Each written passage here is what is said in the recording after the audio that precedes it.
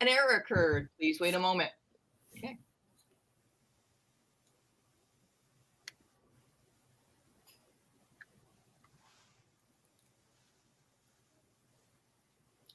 I have no idea. It says now that we are not live on Facebook, but we are live on YouTube. So apparently people on YouTube did get to hear us. And I apologize. Renee is never going to let me be in charge. Tech happens. Right? So anyways, Theresa was telling, before you got interrupted, and I hope this is being taped, you were telling us about After Alice Fell, the audiobook. Yeah, so I listened to it, and I just was saying that I feel like Amanda Lee Cobb, the narrator that they chose for this, she gives it a great voice. And I'm sure we will talk about voice as we talk about this novel, but I think that she was in a really appropriate voice for some of the Gothic elements that have you kind of on the edge of your seat. There's a lot of uncertainty that threads through this novel, and I thought it was a great voice for it. So if you're new to audiobooks and you're looking for a good one to start with, I thought this was a really great listen. Okay, so we should say what After Alice Fell is an historical mystery set in the Reconstruction period in New Hampshire, and it's about a woman who comes home to find out that her sister has died in an insane asylum, and she's told it's a suicide. She doesn't believe it, and it's really about the family dynamics that follow it as she's trying to solve the mystery. Right. And usually what we do is we start on the outside, so I don't know, work our way in, right? This is the cover. It's an Amazon only title. It's put out by Lake Union, so you can order it at other stores, but it's not on the shelves. But my question is, if you saw this on a shelf or you saw this online, does this cover make you want to buy it? Or make you pick it? Yeah, I loved the way that and maybe that's something in marketing right now, but I like the way the title is sort of paint swished across and covering partially her face. So it did make me look closer. I wanted to know more about the woman. And I think that the way there's a partial covering of this very beautiful profile, I think it's alluring. Yes, I think it sparked my interest for sure. Okay, yeah, I think it suits the genre because it's not strictly like historical fiction. It's definitely got that Gothic feel. So I think it's a bit dark, and so is the story. So I thought that really fit. I took notes this morning too, because I just finished it last night. By the way, Minion has joined us. Oh, very good. I have one beside me, but not on camera. I also really like the swish. Excuse me, and wondered if it was meant to erase her identity. Or if it was like whitewashing over the truth. Or like if there was something symbolic in that. And then I also wonder too, is it supposed to be Alice or is it supposed to be Marion? And wondering which woman it was. So that's so funny. I assumed it was Alice. That's so interesting. Like my assumption. I did too, but now that you say it, maybe it is Marion. Right. So, and then I mean, if I saw it on a like a front table, I used to work at Indigo, so like on one of our display tables, I don't know if I would pick it up based on the cover. I mean, it's intriguing, but it doesn't grab me. But the back cover copy grabbed me, like the word on the back. That was far more alluring for me than the cover. I agree. The cover, you know what? Something I don't know why, but it reminded me of there's like Hamnet and a couple of the other historicals have this kind of literary old world style, so it reminded me a little bit of that. Yeah, I didn't think about the fact that she's trying to be erased, but I think that is. Like they're crossing her out because they are trying to cross out Alice. Yeah. And Marion. And I guess overall we should say, I know Kim, so I'm going to let you guys do a lot of the critiquing, but she absolutely nailed the Gothic atmosphere. I mean, this book was seriously creepy in not a horror way, but you felt the darkness that was in that house. She nailed it. Yeah. Yeah, I think there were for me just kind of learning, not being an author, and so not knowing some of the devices you know, that are used to sort of create those things. When I talked to Kim for the podcast, she mentioned even just in that carriage ride in the beginning, Yep. Marion feels like ice on the back of her neck, a feeling, a tingling, and it makes her turn and look back at the asylum. And that was just sort of a way of incorporating a weird factor, you know, as a writer. So as a reader, I was definitely, I was in that, I was feeling it. But it's so fascinating to think about how those are, certain elements of that are techniques by an author to put you in a place of unease. Not horror, not really anxious, but it just, there's this element of unease that she does. I think she captures it in every scene. I think you're right. I think that the term you said, the weird factor, I think that was the perfect thing, because everything seemed normal, but you could feel that slightly off kilter. Even like there's a scene where they go out for ice cream, or not ice cream, but ice. Yeah. And it's so weird feeling, but they're not doing anything unusual. No, but everything's off balance. Everything was off balance. Yes. Yeah. Right. From the opening scene of a widow in a morgue in an asylum, there's a darkness to the very opening scene of it. And I think that also we know in the very first few pages that there's an uncertainty about the death.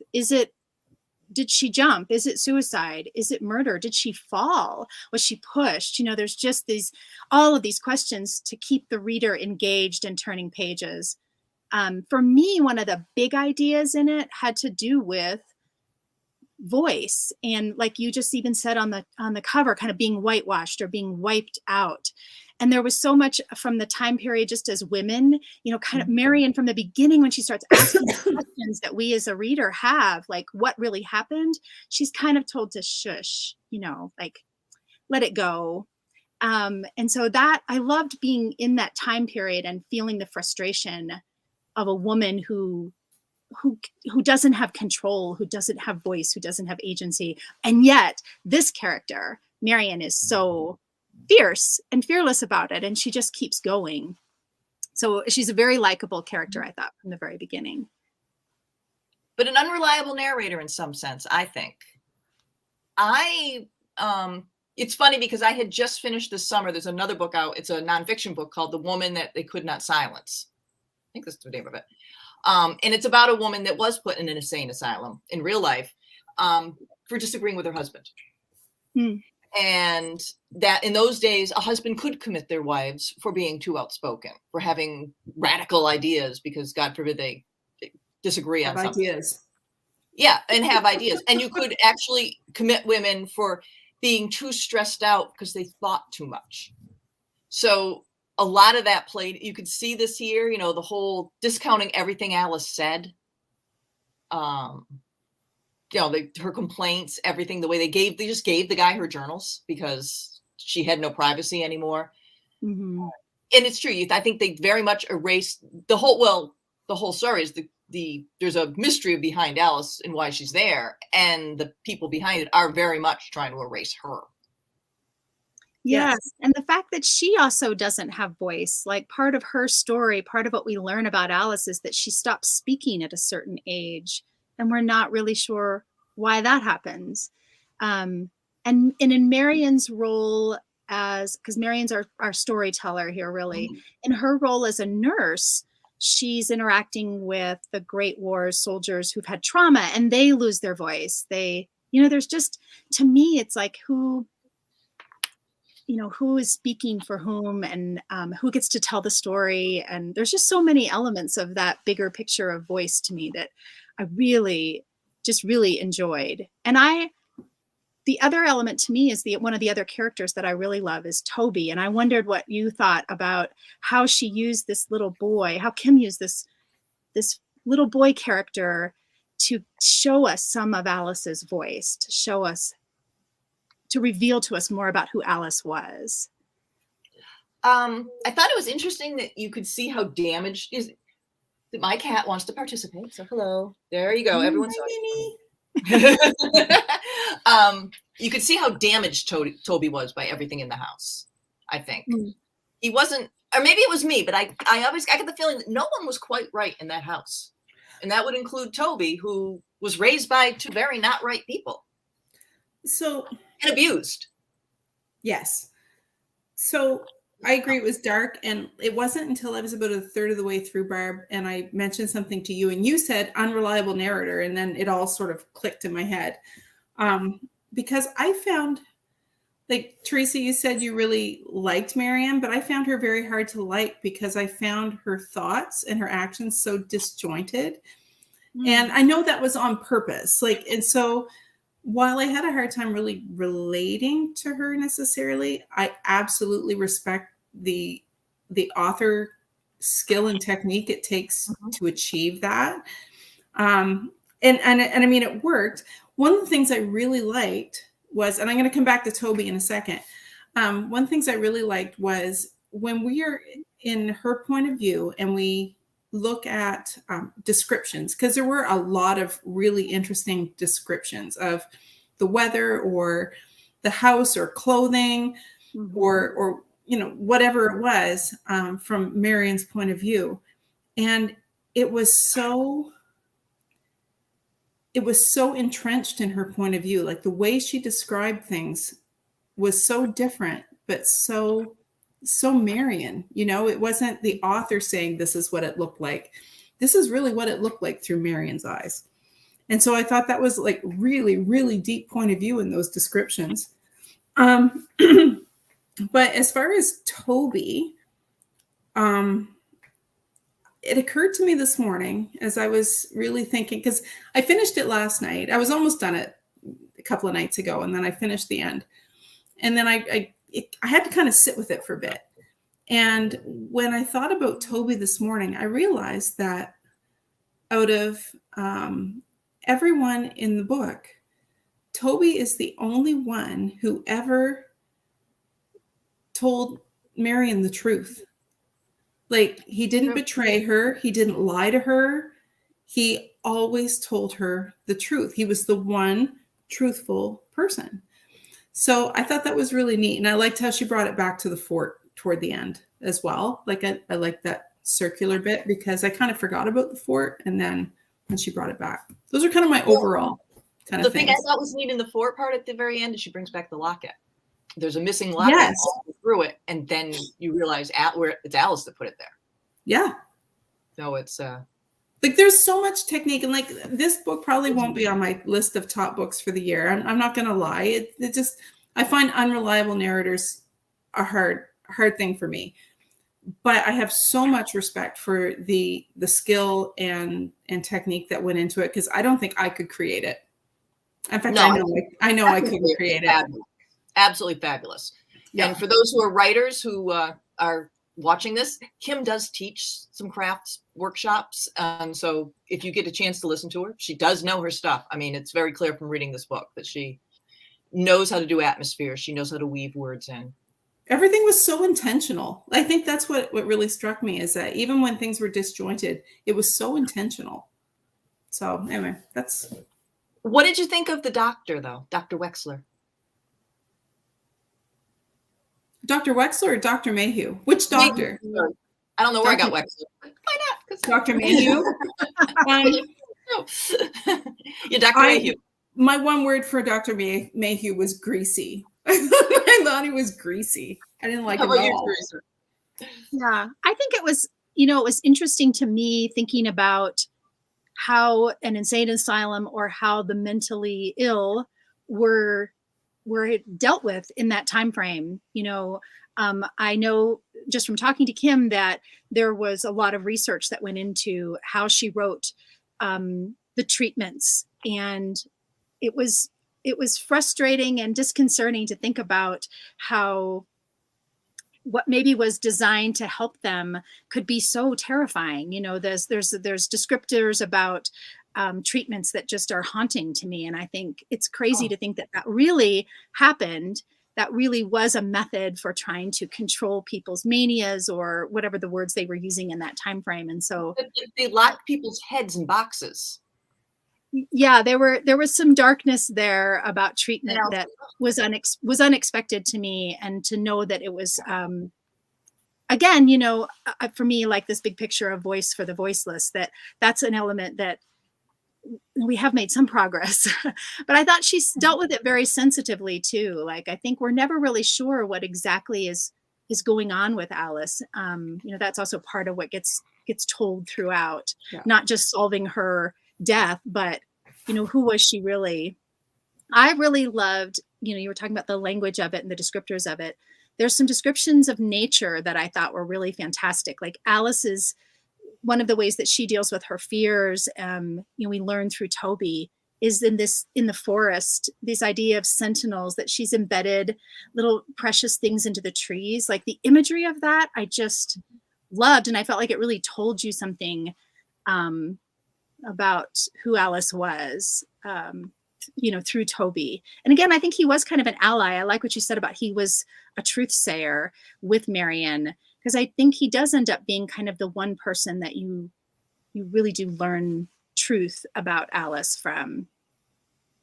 I liked that. And I liked his interaction with nature and the way that nature sort of, you know that Alice is afraid of things out there, but that she also sort of uses nature to protect the people that she loves and herself. And there was some really beautifully written passages. One of my favorite lines is actually when she's talking to Toby, but she's talking in her head, and she says something about she's talking about Alice. She loved bees, black-eyed Susans, little boys, china teacups. Like she makes this list of things that Alice loved. And in that, it was one of those moments in the audiobook where I was like, oh, well, that was really lovely, because it ends with, I am rudderless. And as a sister, like, didn't you think that was interesting, the idea of a sibling, that relationship, the guilt that she feels for not being there for her is so palpable. Yeah. Did you think one of the arching themes had to do with the sibling relationship, or feeling guilt and seeking atonement for? I thought there's a secret, I'm not going to spoil it, but there's a secret about Marion that comes out at the very end that threw me. And I think that, I think guilt is when she feels guilty for her sister. She left because of the secret, and I think that her time in the Civil War as a nurse was atonement for what she did before she left. So I do think that. And I think that they had a very unusual relationship, and it hints at that for some reason that why they were so uniquely bonded. It was a little bit strange in some ways. Their well, the whole book was strange. Like when you think about it, I mean, we should say it was strange on purpose. Like everything that Kim did in this book was very clearly intentional. So I do think guilt was one of them. That she had chosen to marry and leave her sister, and then she chose to go to the battlefield, and she didn't come back. I think there was a lot of guilt in there. Yeah.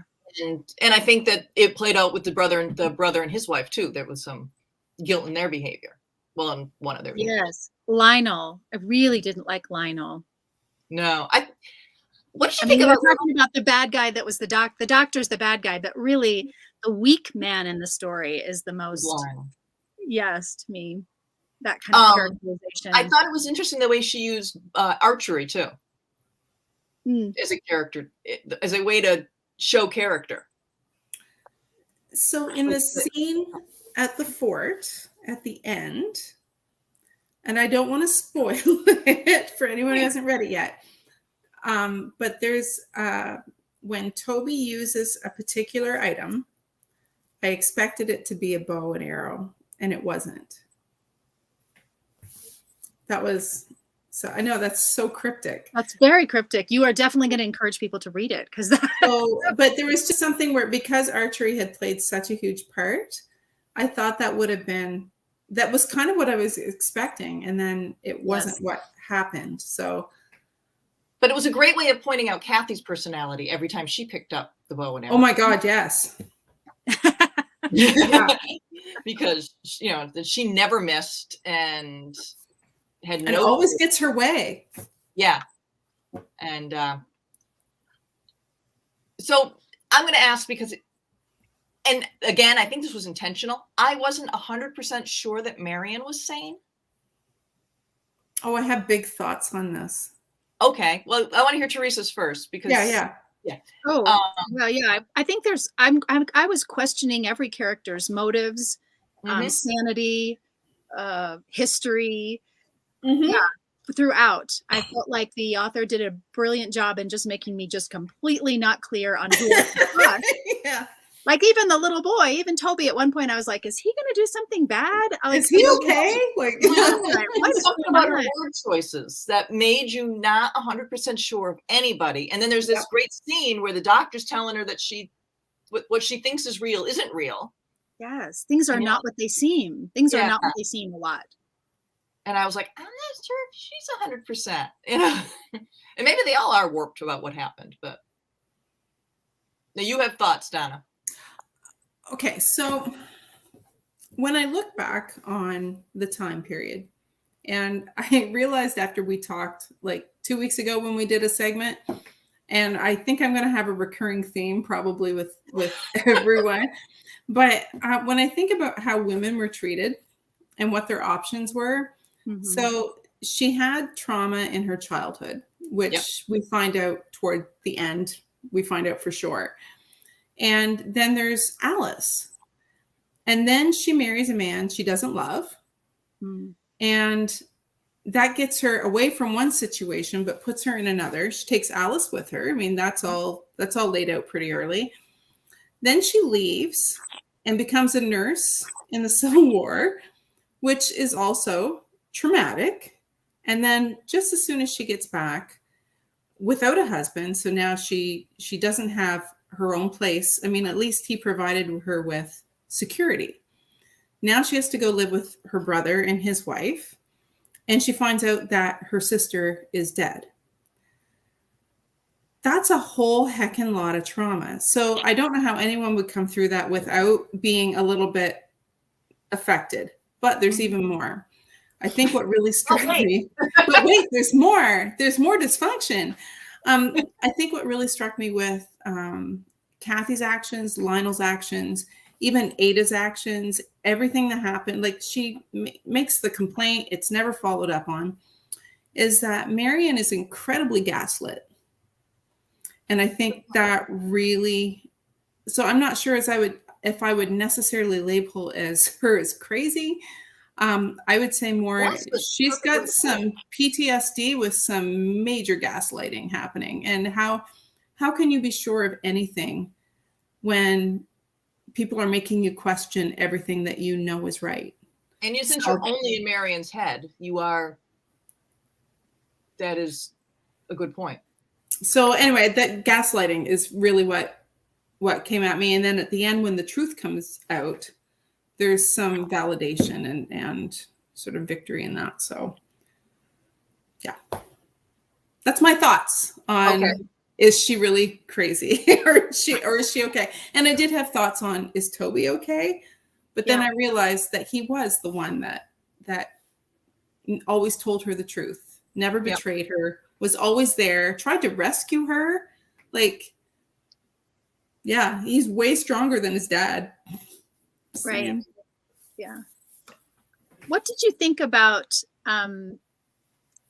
the idea of mercy in this? Like early on, there's a definition that Marion gets from her father for what mercy is. And it's different. It just seemed very complicated. The idea of, I think the father has to put a horse down and he tells her, mercy is a good thing. But then it weaves through in a more complicated way. Right. Definitely ties into the crime that she committed. Right, just trauma in general and mercy. This idea that was very merciful. It was a mercy she did. Yeah. I think that there was a lot. I think that Marion was one that wanted to show mercy, which is why I think she was so forgiving of people for she wanted to believe the best of Lionel, wanted to believe the best in Kathy. Even though Kathy wasn't exactly demonstrating the best, she wanted to believe in these. I guess it's a very interesting theme because she surprised me by going full circle with it. Like, again, going back to her craft, she doesn't waste a word. If she mentioned, with one exception, Donna knows which exception I'm going to bring up. She mentioned it and took it full circle. You know, the whole, if the father shot a horse, then something's going to happen at the end. It's very similar. Yeah. Yeah. I guess it's hard to talk about without a spoiler. Right.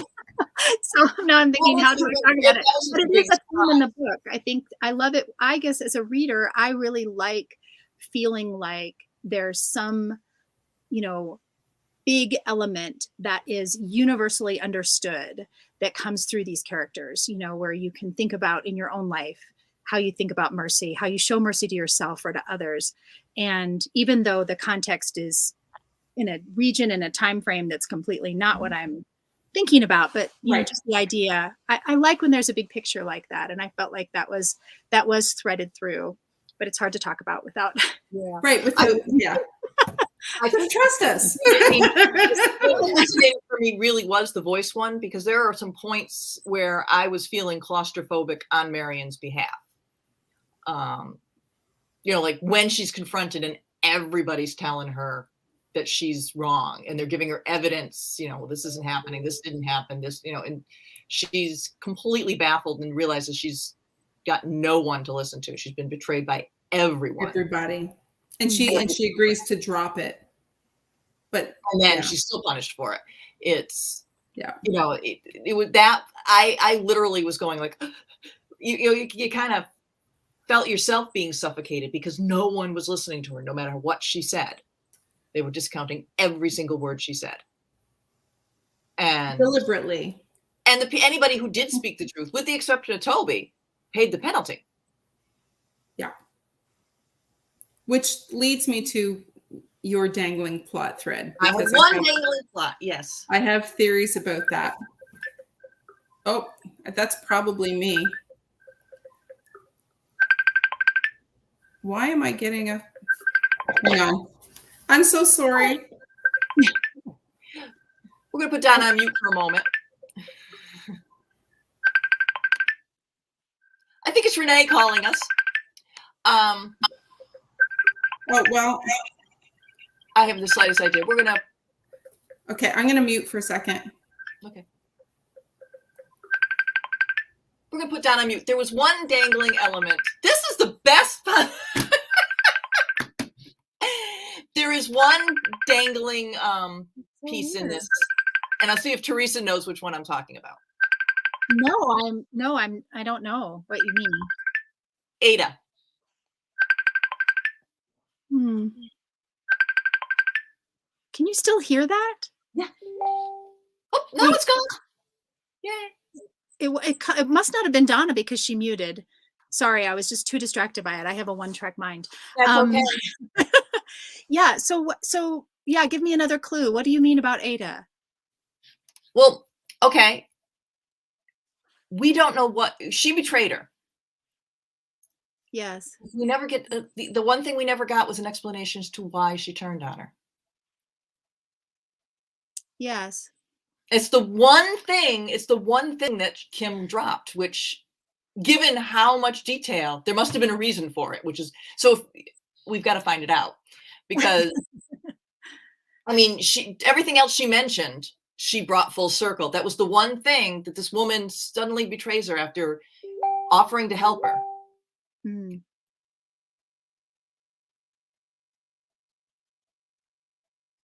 Apparently Donna's talking to a mute screen. Are we good now? We're good now. I don't know what happened. I think I know what happened, but it took me a while to figure it out. And it was between you and me, Barb, from before when we were having technical difficulties, and then it just went there. So it's fine. I think I fixed it. I am never running one of these again. Renee can never have another. Oh my Lord. Anyway, we're okay. Carry on. I missed like 4 minutes. Theresa. I just didn't really pick up on. I didn't pick up on this inconsistency. It's funny. I guess I assumed that it had something to do with the husbands being friends, or that there was that. And I guess too, I guess by the end, I was just so struck by how women hurt each other too. Like, here we are in this world of, zero control and very little voice, right, very little agency. And then guess what? Women are also really mean to each other and they do horrible things. So we talking about Ada? Yeah. Yes. Yeah. Okay, good. Okay, just making sure I'm in the same place. Yeah, we never hear why she did it. I have a few theories about why she might have done it, though. And one is, I think there's a throwaway line, and I can't find it again, of course, which I might be able to do if I had the ebook or something and I could do a search. But I think there's a line where when she's talking to Marion, she mentions that Thomas, her husband, and Dr. Mayhew are friends. Yes. So I thought it had something to do with her husband. And then I also thought that because of the accident with the horse and buggy that she had borrowed from Ada, because of the accident, if Ada had admitted that she'd given her the horse and buggy, she would have been complicit in whatever happened. So it was a cover your ass moment. But that doesn't change the fact that it still wasn't addressed in the end. Like, those are my theories. Now I'm going to go with your theory. Teresa's like, now the writers are getting geeky. But since everything's through Marion's point of view, if she never speaks to Ada again, we will never know why. That's true. So she never spoke to Ada again because she left town as soon as she could. Right. So she just saw betrayal. That makes sense, Barb. So it makes sense from a writer's standpoint when you think about it. But as a reader, that was my first thing. I think last week we talked about, or a couple weeks ago, we talked about a book called What About the Baby? And it was the woman talking about how she showed a movie and there was a scene where the woman's talking about, well, I hope, if I don't make it, my baby will be okay. And then they never mentioned the baby again. And at the end of the movie, when she was showing it to a group of women, the women are like, well, what happened to the baby? Like, readers do pick up on those little things. And to me, I'm going, why would Ada do that? And then, that theory makes a lot of sense. Her husband had a job there. It was, it was protecting herself to lie. And now that you say that, that makes perfect sense. And if Marion never talks to her, and we're doing that makes sense. And I never thought of that. That is a very writerly geeky thing to come up with, Barb. Well done. All right. Well, we're getting close to wrapping up. But I wanted to take a couple minutes. Theresa, who is the next guest on your podcast? So this Friday, it is Kim Taylor Blakemore with after Alice Fell. And then I have a really interesting, it's from,